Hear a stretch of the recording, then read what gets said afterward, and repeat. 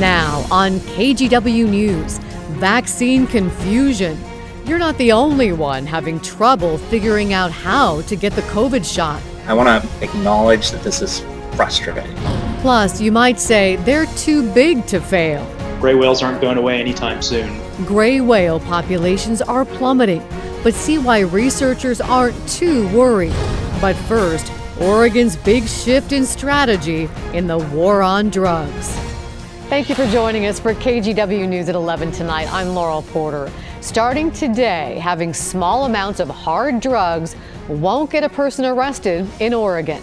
The state's new drug decriminalization law is the first of its kind in the country. As Catherine Cook reports, supporters hope it gives people struggling with addiction the incentive to get help. For me, I was part of that cycle of incarceration, jail, then prison. 12 years ago, Janie Gullickson got out of that cycle and onto a new path, one of recovery from a years-long battle with alcohol and drug addiction. But how Janie got the chance to do that always seemed a little off to her. It wasn't jail or prison that changed my life or got me into recovery. It was the treatment that was provided for me, which wasn't offered to me until I was in prison. So if that was out in the community and that was the standard response, I think we would see a lot more people accessing that treatment, not having to go the criminal justice pathway. That concept will be tested in Oregon starting Monday. That's when the state's new drug decriminalization law takes effect. It turns possessing small amounts of street drugs into a violation, like a traffic ticket. The law defines small as these amounts. For methamphetamine and cocaine, it's less than 2 grams. Heroin, less than 1 gram. LSD and oxycodone, less than 40 units. One goal behind the new law is prioritizing drug treatment over punishment.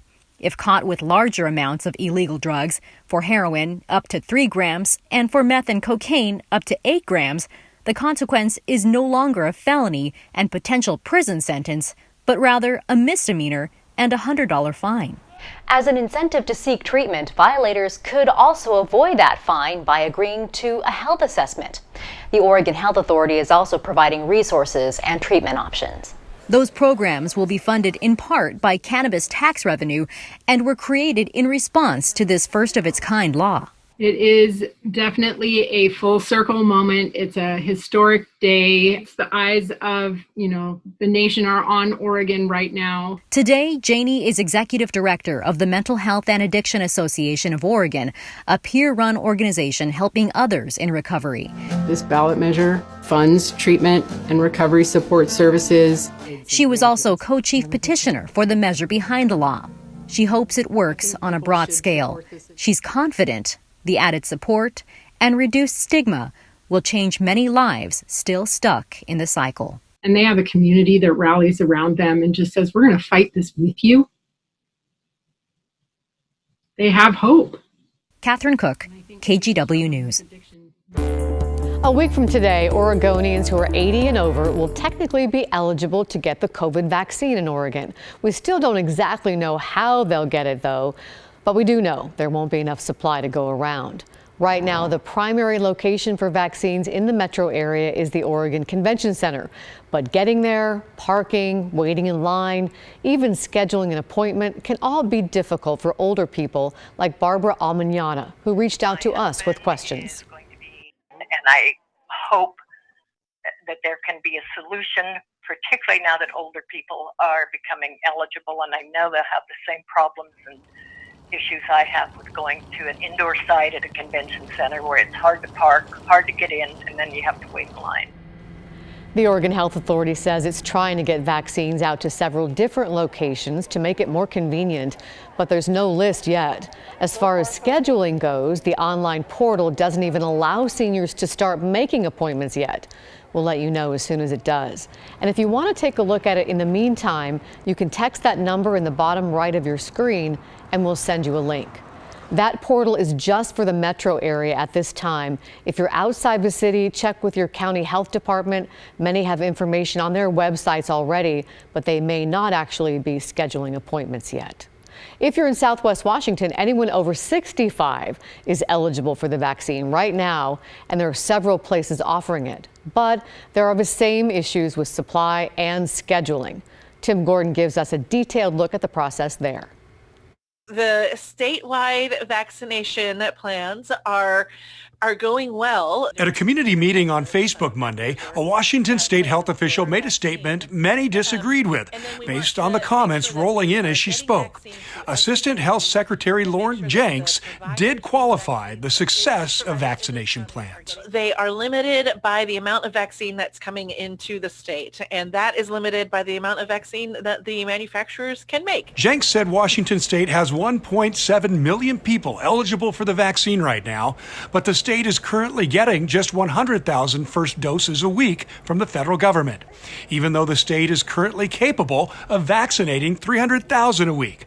Bottom line, not enough vaccine is the biggest hurdle. But that makes signing up like a lottery.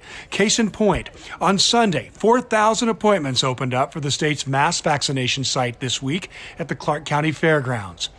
The online system run by Safeway stores filled up in a half hour, and it left a lot of people stuck in a confirmation holding pattern for hours, never to get a spot. It's just very frustrating to not be able to go ahead and get it to work and to get that magic appointment. The sign-up issue was by far the thing most people were fired up about at this virtual town hall.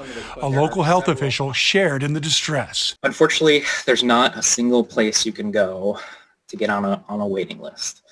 I want to acknowledge that this is frustrating. For now, the mass vaccination site will continue to use its own sign-up system. For any other options, Dr. Kreger says, go to your county health website and get on the waiting list. It may take several weeks to hear back. I just want to acknowledge, too, again, that this process is confusing. We want to kind of streamline this as much as possible, but this is what we have right now. Tim Gordon, KGW News. We know the rollout feels excruciatingly slow for many of you, but you may take some comfort knowing Oregon and Washington are right in the middle of the pack when you compare the states to the rest of the country. All of the states in blue on this map, including Oregon and Washington, have given at least one dose of the vaccine to 6 to 8% of their population. The green states are ahead of us, the gray are behind. We'll continue to track where our states stand. A city on the verge of collapse following the devastating wildfires last year is getting some relief. Last week, Gate City leaders told us the Beachy Creek fire wiped out half of the city, erasing almost half of their revenue. They spent months pushing elected officials for help to fund utilities and payroll to keep the city functioning. Finally, on Friday, Marion County commissioners answered that call, giving Gates a $50,000 check.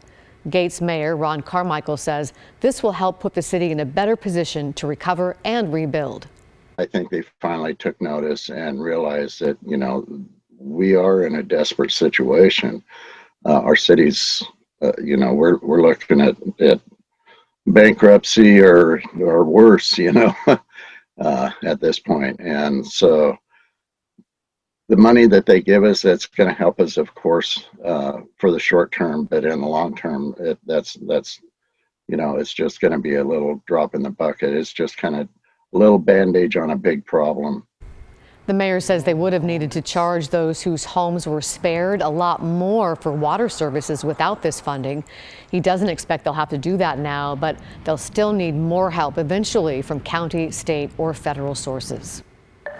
New tonight, so many restaurants have closed amidst strict COVID restrictions, but 6 new ones will soon be open.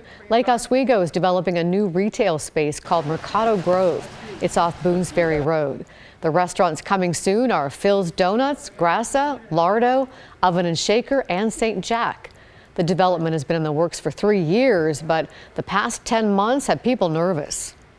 We all wanted to stop everything because the outlook for restaurants in March is the worst thing ever, right? And you can't be in places with other people. That's what we do. We welcome people in and we feed them and we take care of them. So the idea of not being able to do that put us all in a panic because we had no idea what the future of our industry was. I think with the help of Chef's Table and all these restaurants, we're off to a really great start to create a really unique place that has everything people are looking for and a little bit of difference. The site will also include 200 apartments, a farmer's market, and domestic duck habitat. The first restaurants will open for delivery in mid-April, with hopefully a full opening in June.